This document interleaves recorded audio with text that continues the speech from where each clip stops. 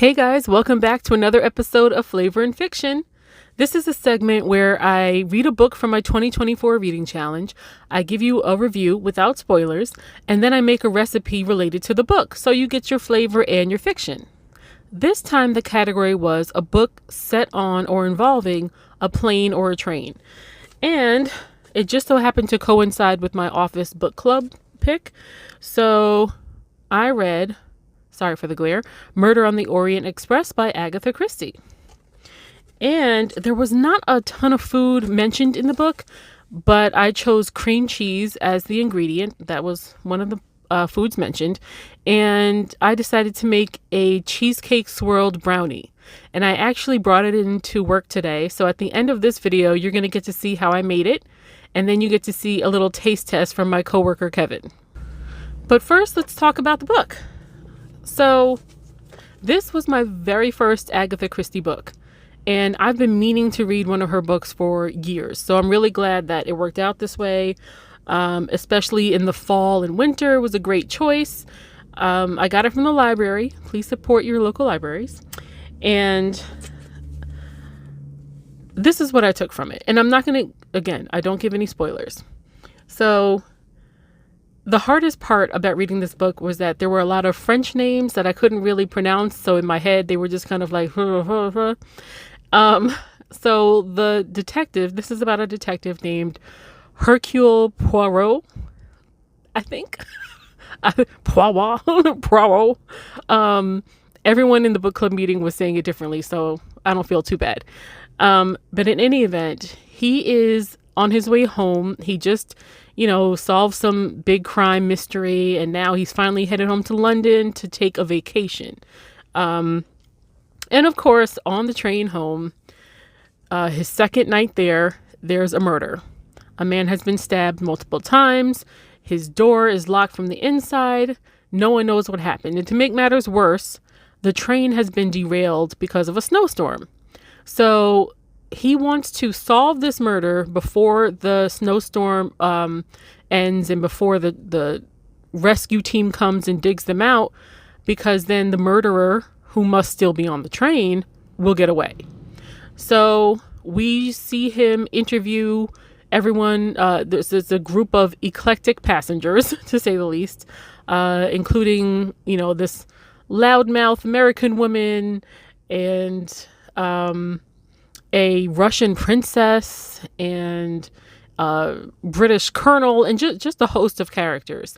And he has to piece together these clues using his powers of deduction and his intelligence. And so it's really, the one thing I'll say about this book that I really appreciated is that I did not guess the ending until right before the reveal.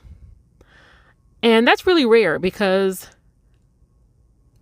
it's so easy now, I feel like, to predict a lot of mysteries. Sometimes right away who the killer is, but the fun is just in seeing how they got there. But this is a real whodunit. And so it was fun, especially to read in the fall.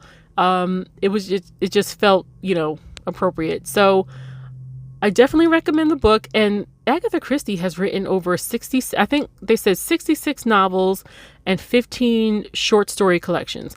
And she is the highest selling author,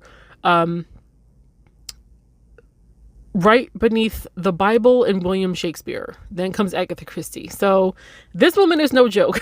So I'll definitely be reading more from her.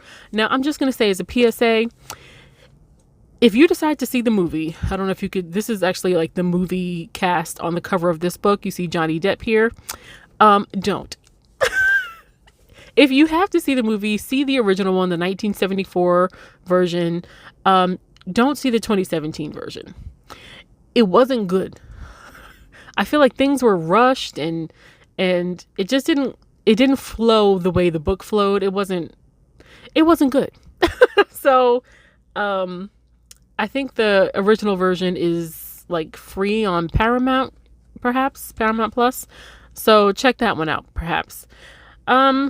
So yeah, that is the book. So now I'm going to show you the video of how I made these cheesecake swirled brownies. Start with an 18-ounce box of brownie mix and make to instruction with an egg and oil and some water. Give that a good mix. You don't have to use an electric mixer, but I did. Then set it aside. And now you're going to add in your cream cheese to another bowl and mix it until it's smooth.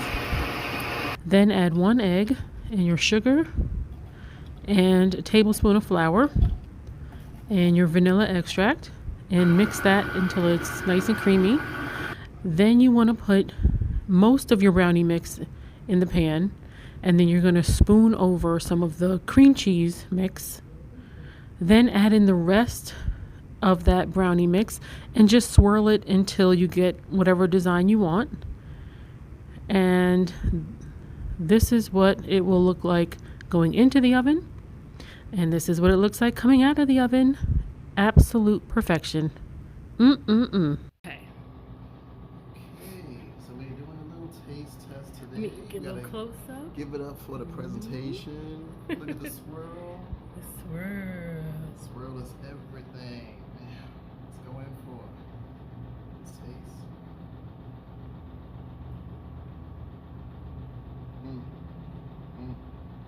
Warm, tender goodness. Yes, it is. Yes, it is. Eggy. I love eggs. Cream cheese. I love chocolate. My favorite. It's just slap me right to Jupiter. Okay. I'm gonna give this. This is one of my favorites. Let me give this a 9.75. Ooh. Okay. Yes. Thanks, Kevin. You're welcome. So as you can see, Kevin gave them an A+, which says a lot, and they're going fast. So they must be a big hit. We don't have a ton of people in today, so the fact that they're going fast is great. I tried one myself. It was still warm by the time I got it to work. And this is a good recipe for, you saw, like, it was pretty quick and pretty straightforward. You can make the brownie mix from scratch. I initially was going to do that, and then it just looked too complicated. So, I say do it the easy way. It came out great. So that's it for this episode. Thank you for joining me for another episode of Flavor and Fiction. As usual, I will put a link to the book and the recipe in the description box below. And until next time, happy reading and happy eating.